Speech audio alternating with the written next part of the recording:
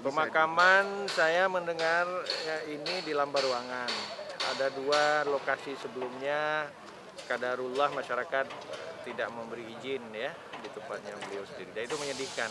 Sampai saya memikirkan kalau tempat ketiga nggak dapat, saya akan ajak ke kampung saya di Kembang Tanjung, di samping kuburan bapak ibu saya. Kalau yang ketiga tadi nggak dapat, saya merencana begitu. Kalau beliau domisili di mana? Sekarang di rumah sewa, saya dengar di rumah sewa. Ya, tapi beliau yang namanya ini kan kampung asli kan tidak di Banda Aceh. Ya, tapi saya juga nggak tahu.